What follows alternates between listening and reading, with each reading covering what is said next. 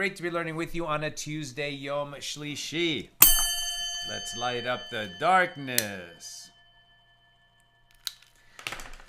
Who's in the house? Sharon in New Jersey, Guy in Ohio, Bella in Florida, Elvis in New York, Belle in Texas, Joe in the Inland Empire, Bill in Missouri, Shandora in the Bronx, Jonathan in Los Angeles, California, Karen in Northern California, Lucy in Minnesota, Stephen in New Hampshire, Tom in PA, Aoife in Florida, Chaim in Florida, Marjorie in Georgia, Ella in Southern California, Alan in New York City. Welcome, everybody. Thank you for commenting. It's always great to get the comments at the top of the show. Help more people have access to the show using social media algorithms. Tonight, our daf is page 140 here in Tractate Bava Basra, 23rd volume of the Talmud. We are opening chapter 9 tonight, Mishnah number 1 in chapter 9. And we actually picked this up near the bottom of page 139b. Mishnah 1 of chapter 9. In the case of one who died and left behind both sons and daughters, so when the estate is large, the sons inherit the estate, and the daughters are provided with sustenance from it, according to the stipulations of the marriage contract that the husband signed with his wife when they got married.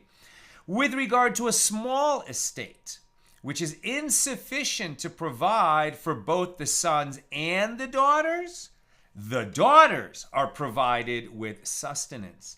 And if the sons who receive in this case neither inheritance nor sustenance have no other means with which to support themselves, well, then they go and request charity at the doors.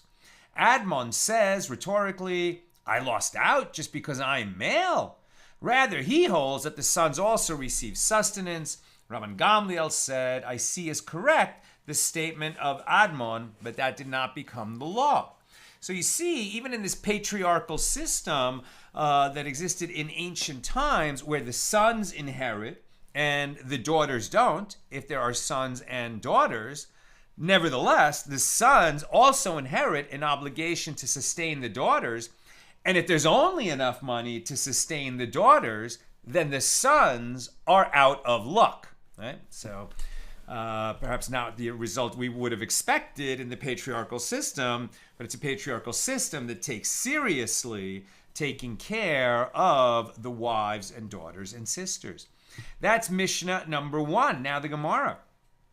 The Gemara asks, and how large must the estate be in order for the sons to inherit it? In other words, how small is it when you say that there's only enough for sustenance so it all goes to the daughters? Rav Yehuda says that Rav says for the sons to inherit, the estate has to be large enough to provide sustenance from it for both these, the sons, and those, the daughters, for 12 months. Rav Yehuda continues, when I said this ruling before Shmuel, he said, that is the statement of Rabban Gamliel bar Rebbe, the son of Rabban Gamliel, the son of Rebbe, also known as Rabbi Yehuda Hanasi. But the rabbis say, the majority, that the estate must be large enough to provide sustenance from it for both these and those until the time that the daughters reach their majority. In other words, until the daughters become adults, they have to be sustained. And there's only enough money to sustain the daughters until they become an adult. And then there's nothing left over for the boys. Well, the boys are out of luck. The boys will have to make do. It's the girls will be taken care of from that estate. Once, if there's enough for them to be taken care of and the boys to inherit something, then they inherit. This was also stated by other Amoraim, the sages of the Gemara. It's the earlier sages of the Mishnah. Those are called Tanaim, singular Tana, and the sages of the Gemara, also known as the sages of the Talmud. The later sages, they are known as Amoraim, singular Amora. Okay, so this was also stated by other Amoraim. When Ravin came from Eretz Yisrael, he said that Rabbi Yochanan says, and some say it was Rabbi Bar Chana who says, that Rabbi Yochanan says, any estate that is large enough to provide sustenance from it for both these and those until the time that the daughters reach their majority, right, become adults, is a large estate. Less than that, this is a small estate where the girls are sustained. And the boys don't inherit. So the Gemara asks, and if there is not enough to provide for these and those until the daughters reach their majority, shall the daughters take all of the estate, even if it is more than is required for their sustenance? And rather, Rava said the court appropriates sustenance for the daughters until they reach adulthood, and the remainder is given to the sons. There you go. Now we're on page 140a. The Gemara comments, it is obvious that if the estate was large and it became small, something happened to the estate and it shrunk, that the heirs, meaning the sons, already acquired it when it was large. So it remains in their possession and they must provide for the daughters from it, but they control it. The Gemara asks if the estate was small and was therefore not inherited by the sons, right? So therefore the court appropriates it and is going to disperse the sums needed by the girls to be sustained. But then, one of the administrators of the court invested it wisely, or money came in that was unexpected, and the estate became large. So since the boys didn't inherit, since it was initially small, now that the estate became large, do they now inherit? That's what's being asked. So if the estate was small and was therefore not inherited by the sons, and then it became large, what is the law? Does even a small estate remain in the possession of the heirs while the court reserves it for the daughter's sustenance, and therefore it appreciated in the legal possession of the heirs, and they receive the appreciation in the estate's value?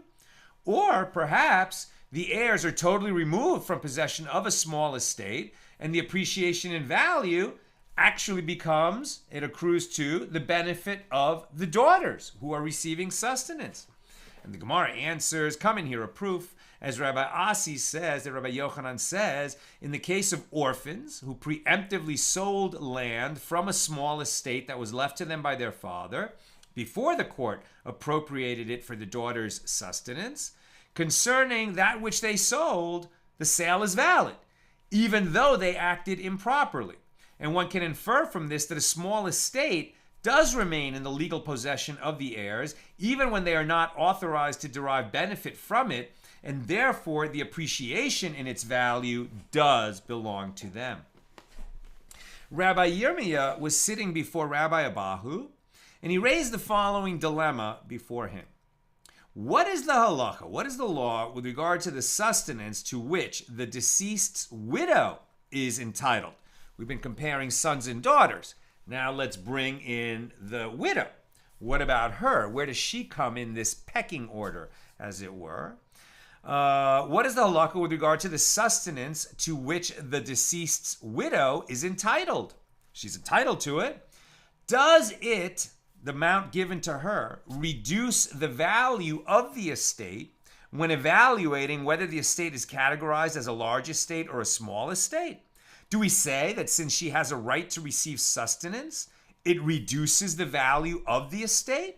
Or perhaps we say that since if she remarries, she does not have a right to sustenance, well, then now as well, for the purpose of determining the value of the estate, she is considered as if she does not have a right to sustenance, and therefore it does not reduce the value of the estate. Do we take into account the amount that's going to be given to the widow for as long as she is a widow who has not remarried? And therefore, let's say, or we don't know how long that's going to be, but let's say we say, well, she's probably not going to get remarried in less than a year. So let's at least reduce the amount of the estate by the payments that are going to be given to the widow for a year.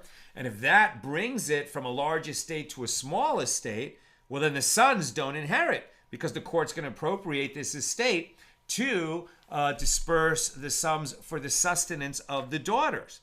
On the other hand, if we say that, yeah, but maybe she will get remarried tomorrow, so let's not, say that this is a small estate when it might remain a large estate, and therefore the sons do inherit.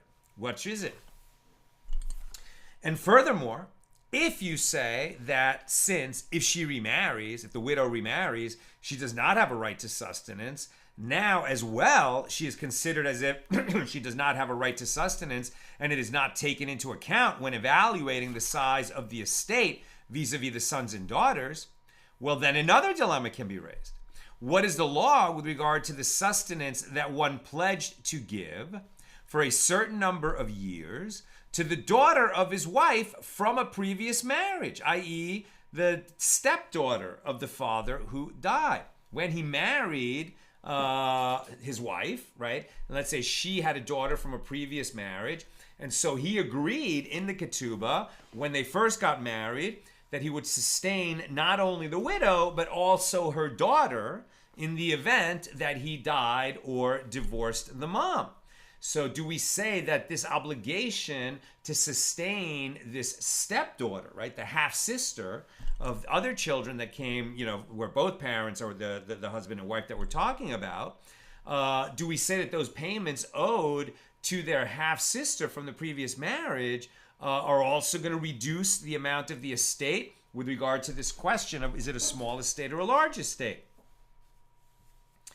Do we say that since when she marries, this stepsister, when she marries, she also has a right to sustenance, right? Even the point is that the guy agreed to sustain her for, let's say, 6 years. Even if she marries within those 6 years, she still has a right to receive those payments. So it sounds like we should reduce the estate by the amount of those payments.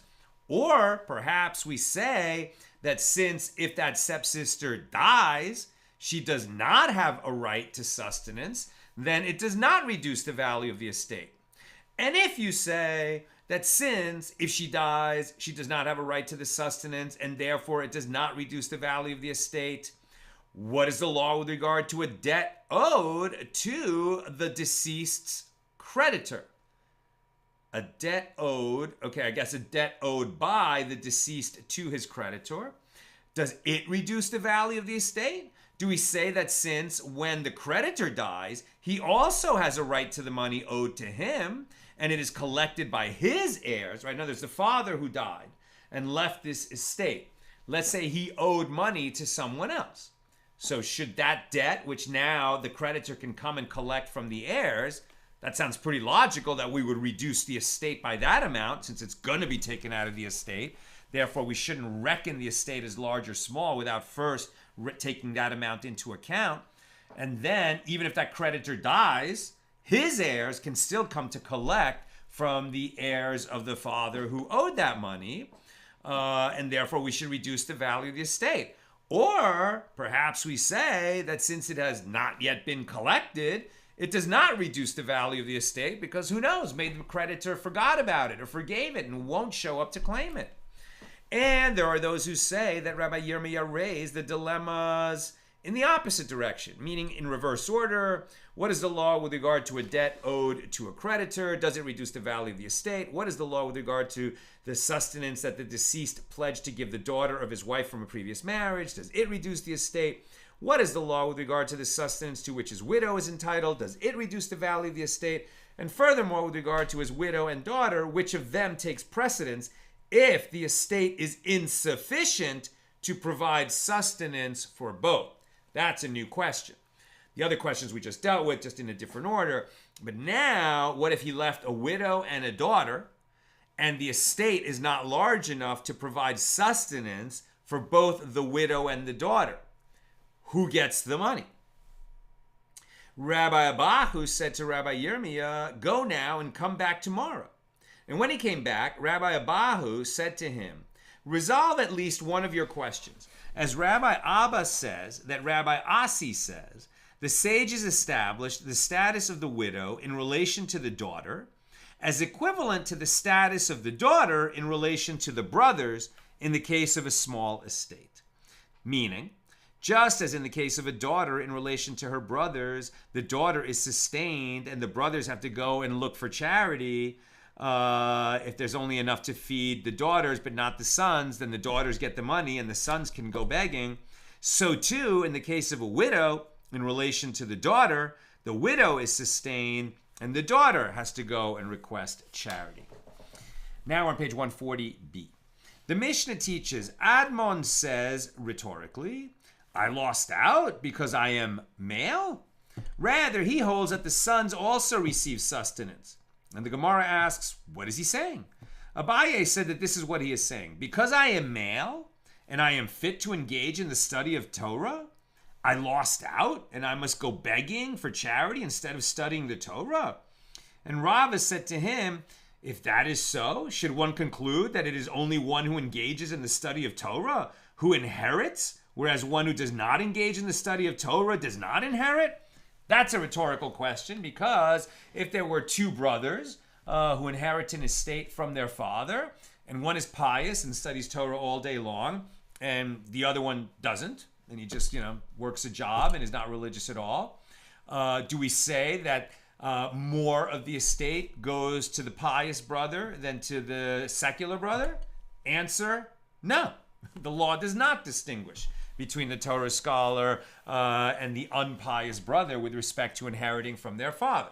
The firstborn might get a double portion, but their behavior vis-a-vis Torah study is not going to affect how much of an inheritance one of them gets. Therefore, just because a male is fit to study Torah in the ancient world, and women didn't study Torah, now of course that's different, but back then, let's say that the males studied Torah, and it was very rare for a female to study Torah, but that makes no difference vis-a-vis the laws of inheritance. So rather, Rava said that this is what Admon is saying: because I am male and I am fit to inherit in the case of a large estate, should I lose my inheritance completely in the case of a small estate? What he's saying is, okay, if there's not enough, for the sons to inherit and to sustain their sisters, okay, and we're worried that, okay, the sisters we have to make sure that there's enough to sustain them. We're not sure how long they're going to be sustained for, so there needs to be money put aside in case it takes a while before they become adult or married. So does that mean that the sons, even though there is money sitting there, which may or may not be used to sustain these girls for a certain amount of time, that nevertheless the sons get nothing? That's what Admon is asking. That's what he's asking. And no answer is given. I was surprised when I read this earlier. And that completes our discussion of Mishnah number 1. But that's what the answer to Admon is, yeah, too bad. The law does not follow, does not give you the answer that you're looking for in this question. Bottom line, if there's not enough to sustain the daughters until they become adult, then the sons do not inherit. The court takes the funds and keeps it for the sustenance of the daughters, and the boys are going to have to grow up really quickly and make their way in the world. And that completes our discussion of Mishnah number 1. Now, Mishnah number 2. With regard to one who left behind sons and daughters and a tumtum. Right? So we've talked about this before, that in the Talmud, there are 4 genders. There's male, there's female, there's the hermaphrodite, or in Aramaic, Hebrew / Greek, the androgynos, and who has the sexual organs of both male and female. That's what the hermaphrodite is. And then there is the tumtum, which has neither the organs of a male nor a female, so it's kind of indeterminate sex. Really, what's usually the case with a tumtum is that there's a flap of skin covering the sexual organs, and then usually it gets revealed later whether this is a male or a female. But at birth, it was not clear, and sometimes that has halakhic ramifications. A lot of the law of the tumtum that we're going to be talking about here is based on uncertainty of what the sex is. Now, what's interesting about that is they didn't have DNA tests. We do. Does that change the law in modern times?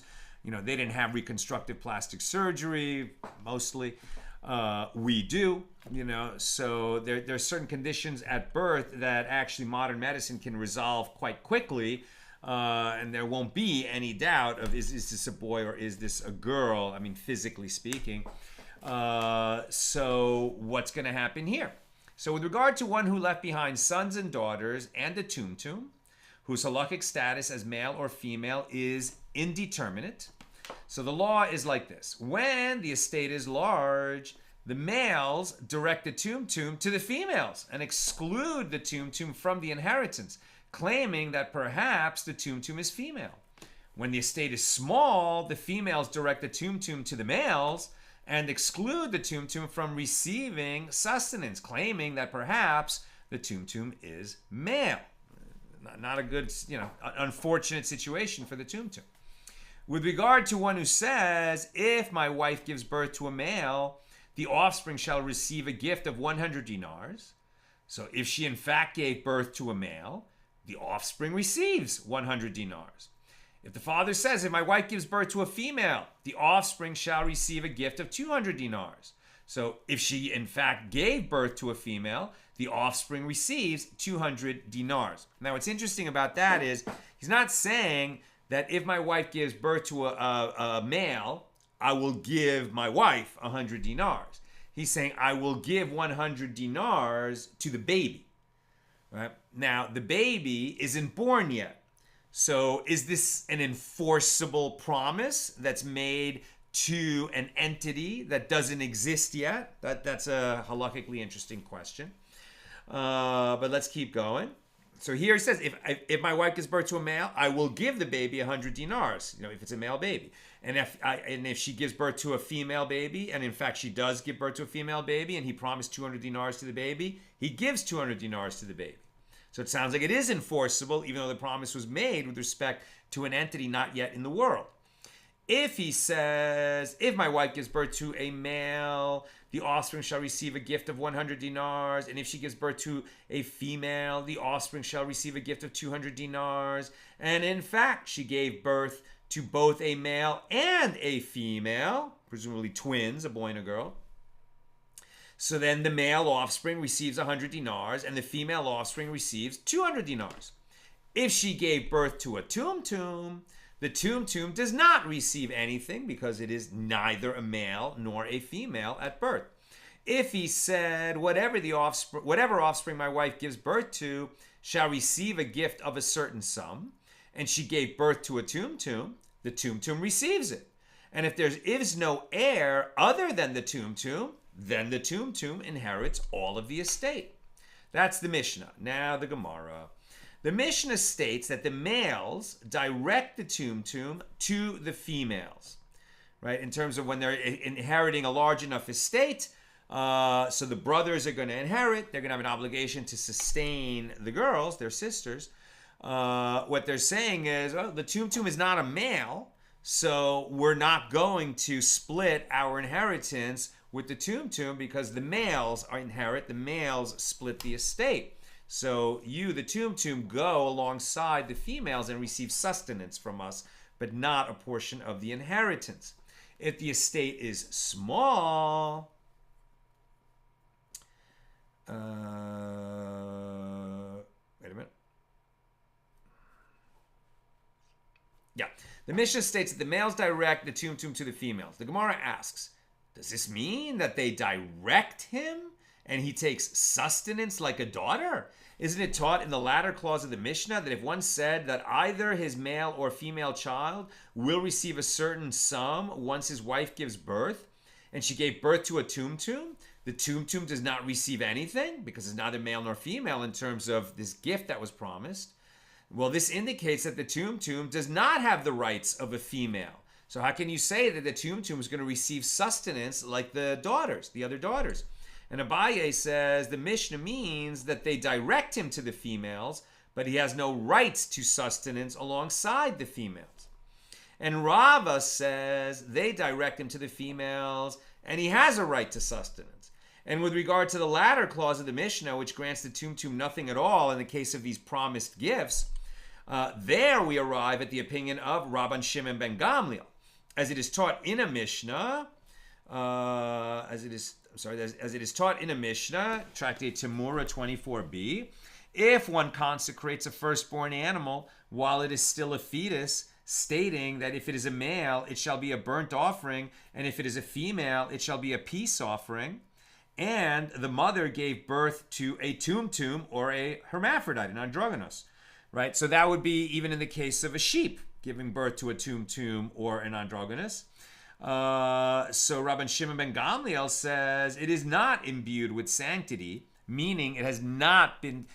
He said that if this sheep gives birth to a male, it's going to be one kind of sacrifice. If it's going to be a female, it's going to be another kind of sacrifice. The first kind needs to be a male. The second kind needs to be a female. But then if it was neither male nor female, because it was a tumtum or an androgynous, so then it's not designated to be sacrificed. Actually, from the point of view of the tumtum, much better. Because, if he was a male or female, he'd be getting slaughtered and being sacrificed on the altar at the Holy Temple in Jerusalem when the temple was standing. And Rabban Shimon ben Gamliel says it is not imbued with sanctity, meaning it has not been consecrated to become an offering because it is neither male nor female. And so too, in the case discussed in our Mishnah here, Rabban Shimon ben Gamliel maintains that the tumtum receives nothing as he is considered to be a distinct entity of indeterminate sex, neither male nor female. It's not a male, it's not a female, it's a tumtum. And so it doesn't qualify for what males or females qualify for under these specific laws. Now, the Gemara raised an objection from a Baraisa. A tumtum inherits as a son and is sustained as a daughter.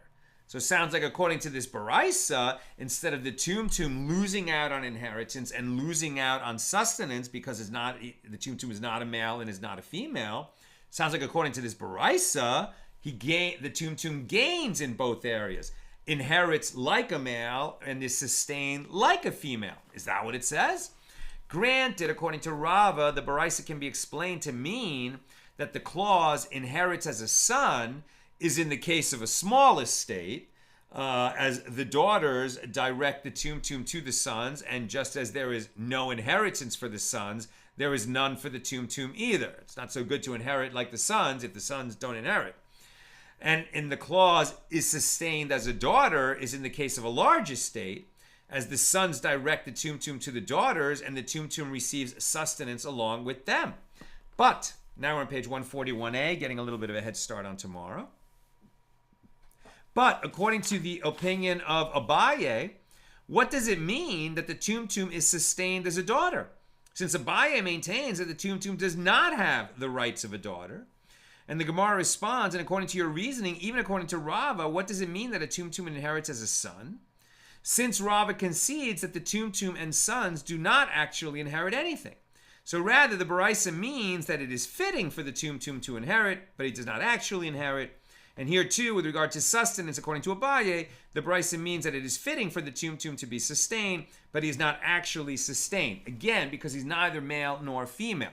He's still the offspring of the father and mother, and will be cared for and loved, etc. And of course, you would expect that the parents, if this person remains a hermaphrodite or a tumtum for their whole life, that they will take that into consideration and make sure that the person is provided for that their child is provided for in a properly drawn up will. Again, so many of these laws are in the absence of a proper will.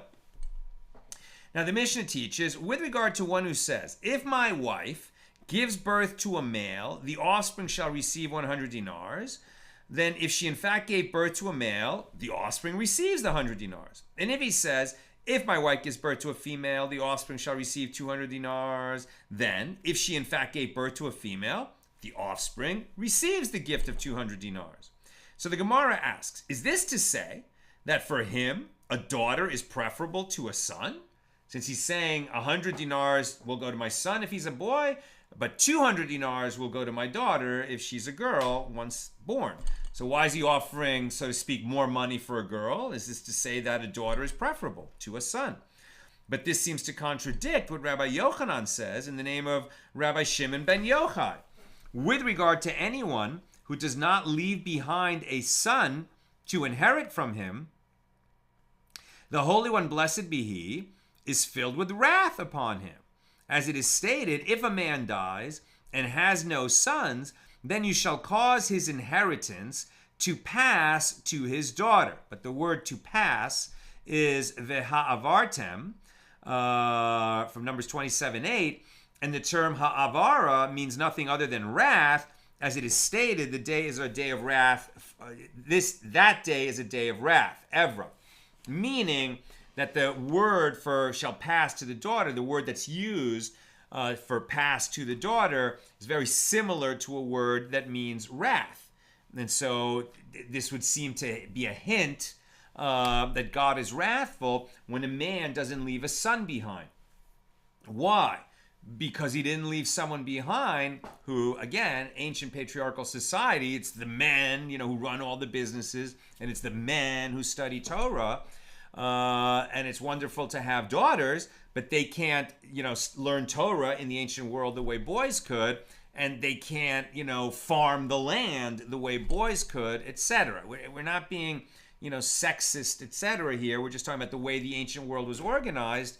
There were roles that boys could fill that girls couldn't, and there were roles that girls could fill that boys couldn't. And this is why, in the end, the law follows Beis Hillel, who says that a man has fulfilled his obligation to procreate once he has a boy and a girl. Women are not obligated to procreate. Men are. Women aren't obligated because it's dangerous, right? To childbirth, a woman could die in childbirth. But a man has not fulfilled his obligation to be fruitful and multiply until he has had a boy and a girl. Okay, let's keep reading here. Okay, so the Gemara resolves the contradiction. With regard to the matter of inheritance, for him, a son is preferable to a daughter, as a son bears his name and retains his ancestral heritage within his father's tribe. But with regard to the matter of providing for his offspring's comfort, for him his daughter is preferable to his son, as the son is more capable of coping for himself, and the daughter needs more support.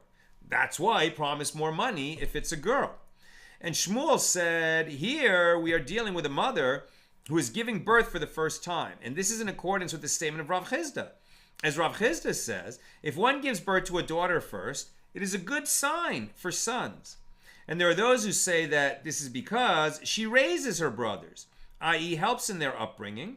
And there are those who say that this is because the evil eye does not have dominion over the father. And Rav Chisda said, and as for myself, I prefer daughters to sons. There's a note about that. Why does Rav Chisda say that he prefers daughters to sons?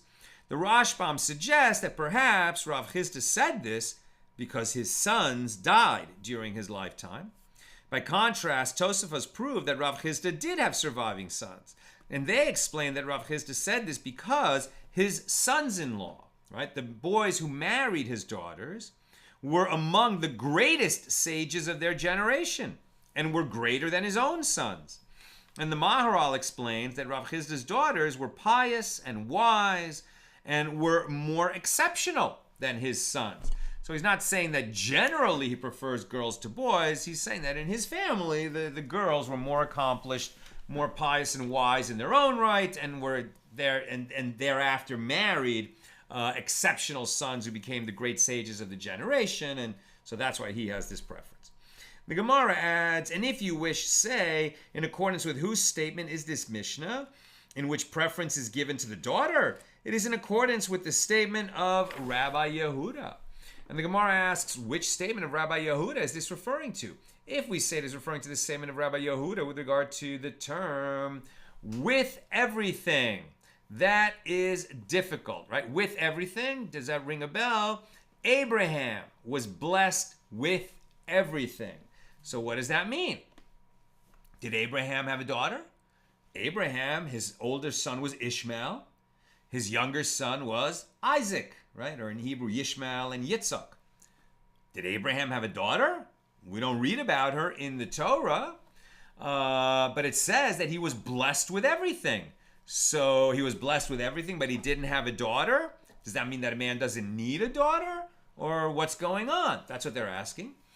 So if we say it's referring to the statement of Rabbi Yehuda with regard to the term with everything, in Hebrew, bakol, that is difficult.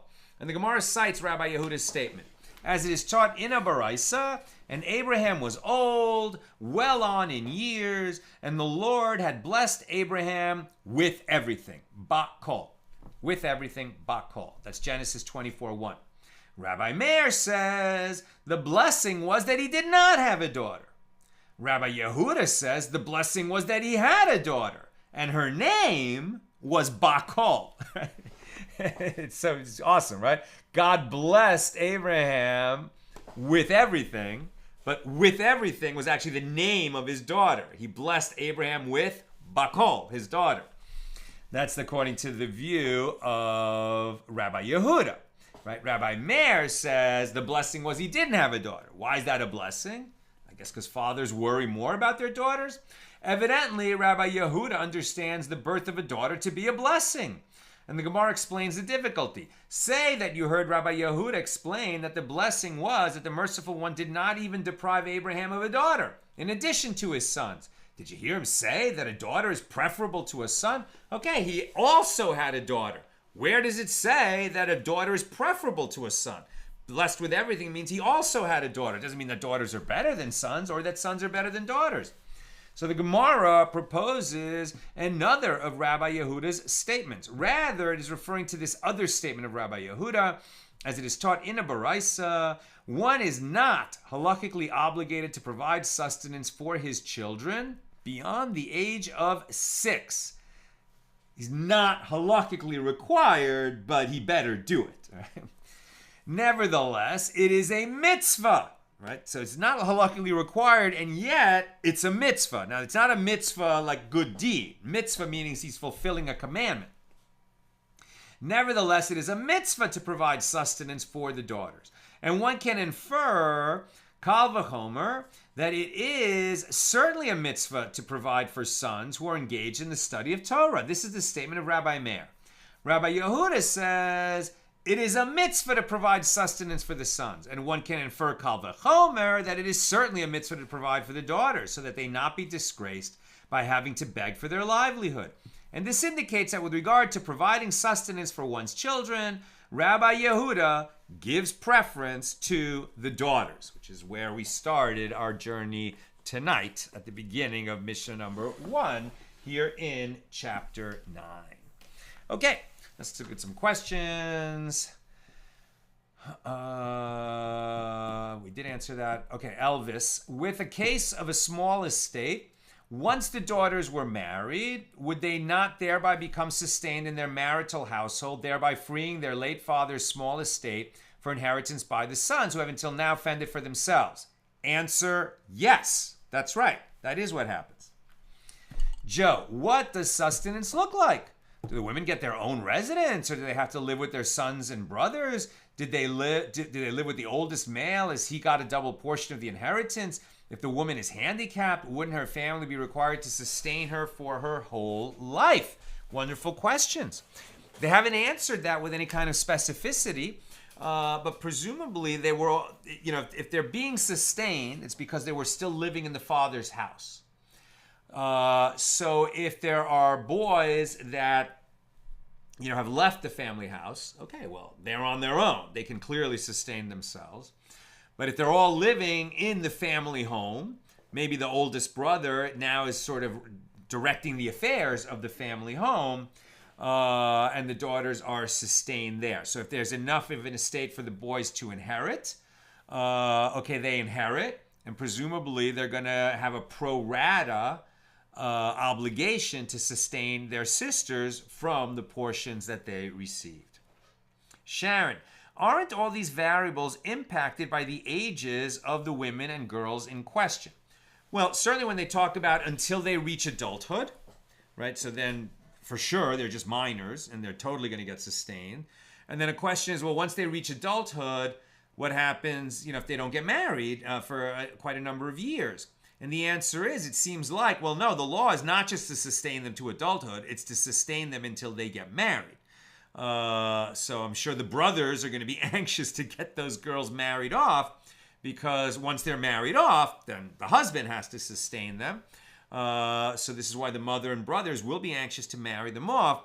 But the mother and brothers don't have quite the same authority to marry off the minor girls that the father would have had if he was still alive.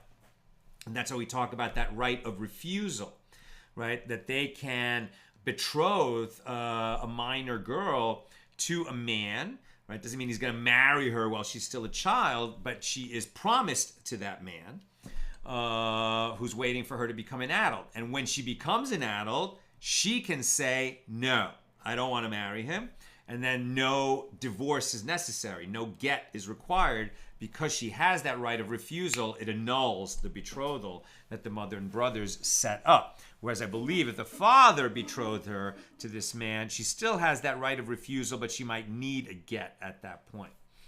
Okay, Joe, how long after someone's death can a creditor expect to be able to collect a debt? Was there a limit in time so that the disposition of the estate can proceed? Wonderful question. I don't know. I don't know offhand. I think that there needs to be at least time for creditors to hear about the death. Right? The death has to be proclaimed.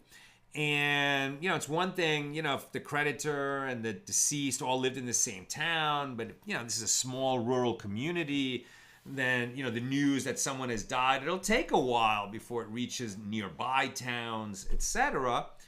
So how much time has to be given? What is a reasonable amount of time for creditors to step forward? I don't know what that is, but it's a great question. Jonathan, final question. With respect to Hillel, the law follows Hillel that a man fulfills his obligation once he's given birth to a boy and a girl. I thought the halacha was met if you have a girl and a boy, even among the grandchildren.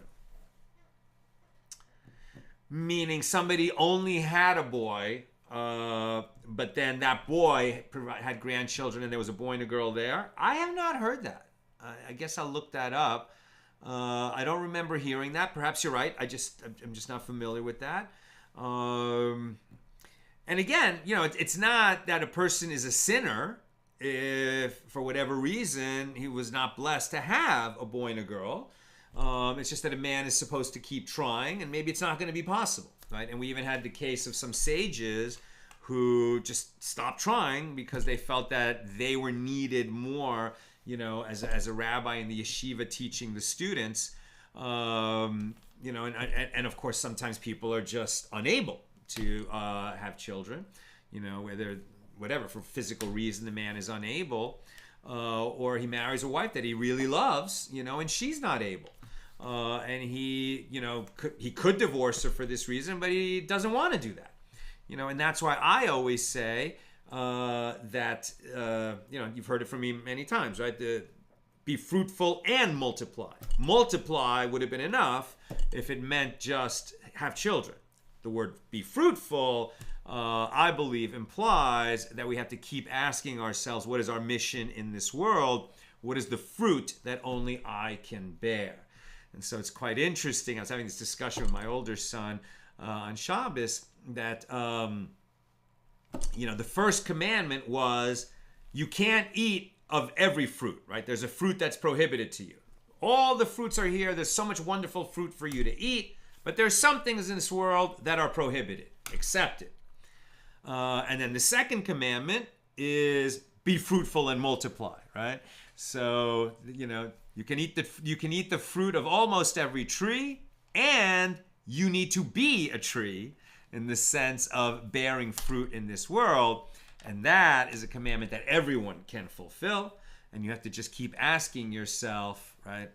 What is my mission? What kind of a soul am I? Why was I sent here? What is the fruit that I will bear in this world? How can I get on track to be fruitful in this world? The answer may not be clear at all, but if you keep asking it, the answer will come into focus. That's what I've got for us tonight. And with God's help, we'll be together again tomorrow at the regular time, God willing, 6 p.m. Pacific. Have a great night.